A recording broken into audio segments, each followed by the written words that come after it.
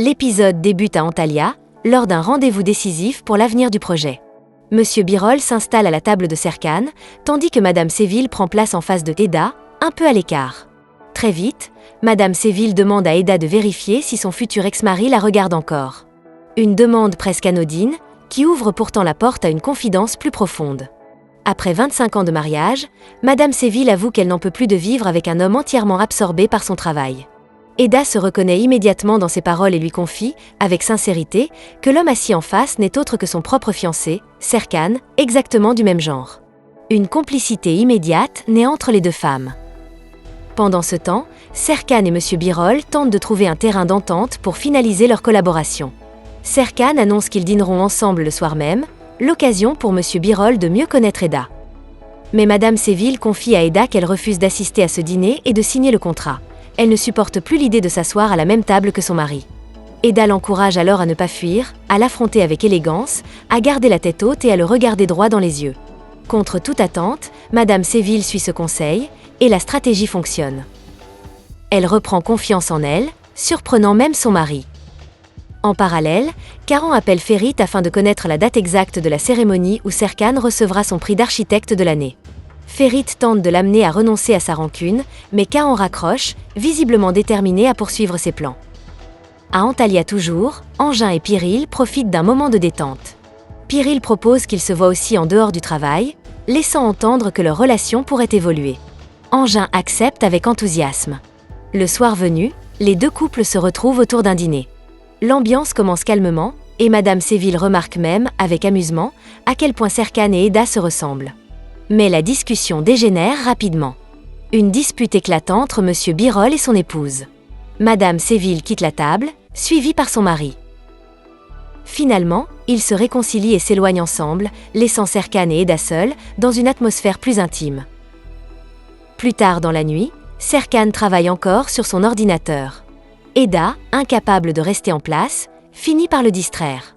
Agacé mais attendri, Serkan ferme son ordinateur. Eda insiste pour l'accompagner à l'extérieur. Après avoir résisté, ils cèdent. Ils se rendent ensemble au sanctuaire d'Apollon, sous un ciel étoilé. Des étoiles filantes traversent la nuit. Serkan raconte comment il a trouvé Sirius, son chien. Eda lui parle de son amitié de toujours avec Mélo, et de la légende d'Apollon et de l'amour qu'il avait perdu. Ils font chacun des vœux, dans un moment suspendu. Au lever du jour, Serkan emmène Eda dans un autre endroit magique. Ils se promènent, détendus. Eda lui confie sa peur, celle qu'ils redeviennent froides et qu'ils se rapprochent trop. Elle parle avec une telle sincérité qu'elle ne remarque même pas la beauté du fleuve devant eux, jusqu'à ce que Serkan la lui montre. Émerveillée, elle l'entraîne à nager avec elle. Ils plongent ensemble, savourant pleinement l'instant. Pendant ce temps, Piril, Engin, Ferit et Céline prennent le petit déjeuner et s'inquiètent de l'absence prolongée de Serkan. Engin rappelle qu'il avait demandé la location d'un yacht pour célébrer la signature du contrat, mais qu'il reste injoignable. À Istanbul, Madame Effet apprend par ses filles que Madame Aydan souffre d'agoraphobie et ne sort presque jamais de chez elle. Bouleversée, Madame Effet regrette ses jugements passés et décide, avec Fifi et Melek, d'aller lui rendre visite. De retour à l'hôtel, Serkan et Eda croisent Piril, contrariés par leur absence. Serkan la rassure calmement. Eda s'excuse de lui avoir fait perdre du temps, mais Serkan lui répond qu'il en avait tout autant envie. Il lui annonce qu'il doit encore parler à Céline et lui demande de distraire Ferit pendant ce temps. Eda accepte. En se préparant, Eda est troublée par la présence de Serkan derrière elle. Lui, de son côté, reste sans voix devant sa beauté. Une tension silencieuse s'installe entre eux. Chez Madame Aydan, tout le monde est réuni, y compris son mari, que l'on découvre pour la première fois. L'ambiance est chaleureuse. Mais la soirée est interrompue par un appel de l'interview de Mélo va être publiée. Stressé, Mélo panique. Le père de Serkan lui prête son ordinateur et l'encourage à rester calme. Lors de la cérémonie, Madame Séville annonce qu'elle souhaite qu'Eda participe activement au projet. Surprise, Eda regarde Serkan, qui accepte sans hésiter. Il demande ensuite à parler seul avec Céline. Celle-ci accepte, mais préfère repousser la discussion après la cérémonie. Eda, attentive, intercepte Ferit pour éviter qu'il n'interrompe leur échange. Pendant ce temps, Mélo tente de se concentrer sur son interview, tandis qu'Erdem, toujours maladroit, aggrave la situation par ses commentaires. Fifi finit par le faire taire. Dans une atmosphère lourde et pleine de tension, Mélo passe enfin son interview, un moment qu'elle attendait avec beaucoup d'espoir. Face aux questions, elle fait de son mieux pour rester calme et structurée. Elle répond avec sincérité, mais son manque d'expérience se fait rapidement sentir. Ses réponses manquent d'assurance, et malgré ses efforts, l'entretien s'arrête plus tôt que prévu. Mélo comprend immédiatement que quelque chose n'a pas fonctionné. La déception est immense. Elle se sent vide, inutile, et convaincue d'avoir échoué là où elle espérait enfin prouver sa valeur. Autour de la table, tout le monde tente de la réconforter, lui rappelant que c'était une première expérience et qu'elle aura d'autres occasions. Madame Haïdan, elle, reste silencieuse, visiblement bouleversée par la situation. Submergée par ses émotions, Mélo finit par quitter la table, incapable de retenir ses larmes. Pendant ce temps, à quelques kilomètres de là, l'ambiance est radicalement différente.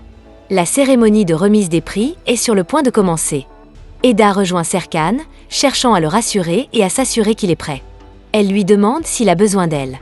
Fidèle à son caractère, Serkan reste calme et lui répond qu'elle n'a aucune inquiétude à se faire. À l'écart, Mélo s'est isolée près des chevaux. Elle parle toute seule, tentant de reprendre confiance, quand le père de Serkan vient la rejoindre. Sans dureté mais avec fermeté, il lui explique qu'elle n'a pas le droit de se laisser définir par un seul échec. Il met en avant sa joie de vivre, son énergie et son authenticité, des qualités bien plus précieuses que l'expérience. Contre toute attente, il lui propose un emploi dans l'entreprise. Choqué et ému, Mélo accepte immédiatement et le serre longuement dans ses bras. Ensemble, ils retournent à table, et cette fois, Mélo n'est plus la même. Sur scène, Serkan prend la parole. Il remercie le public pour cette reconnaissance et souligne le travail collectif de son équipe. Son discours est posé, sincère et applaudi. Mais pendant qu'il parle, une nouvelle tension apparaît en coulisses. Céline reçoit un appel urgent de Kaan, la presse est déjà sur place. Les paparazzis veulent interroger Serkan et Eda à propos de leur contrat de fiançailles.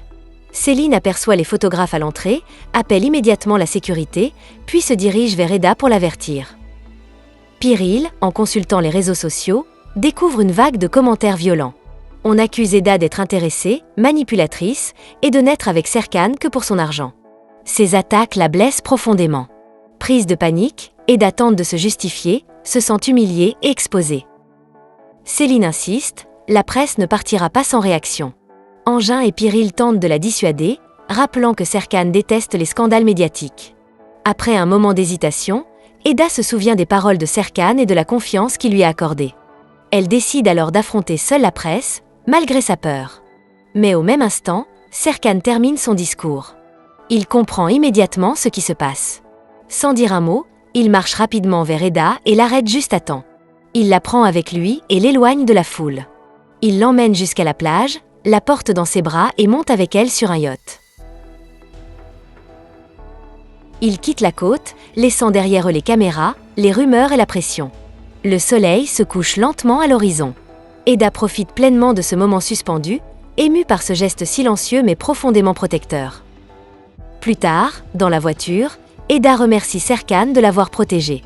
Elle s'excuse, persuadée qu'il n'a pas pu profiter de son prix à cause d'elle. Serkan la rassure immédiatement.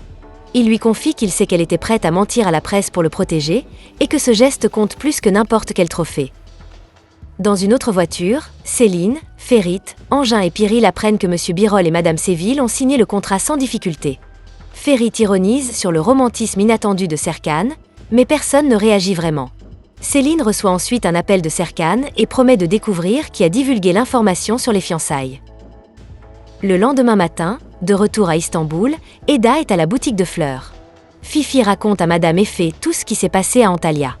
Pourtant, Eda est inquiète. Serkan n'est toujours pas là et ne répond pas à ses appels. Elle apprend aussi que Mélo a été embauché grâce au père de Serkan. À l'entreprise, Serkan reste introuvable. Engin explique qu'une fois par an, Serkan disparaît sans prévenir, sans que personne ne sache où il va.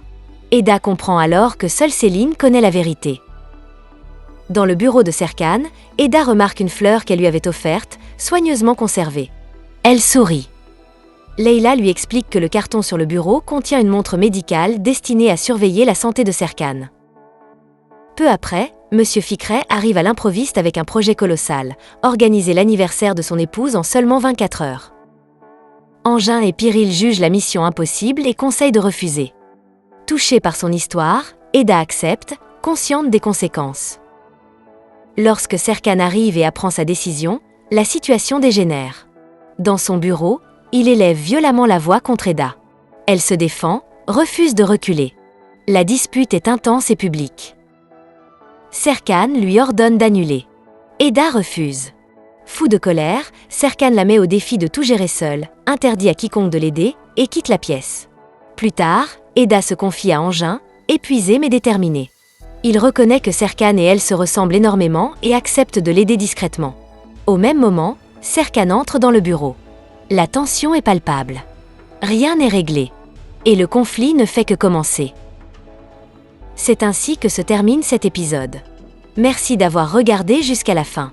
N'oubliez pas de laisser un j'aime, de vous abonner et d'activer la cloche pour ne rien manquer.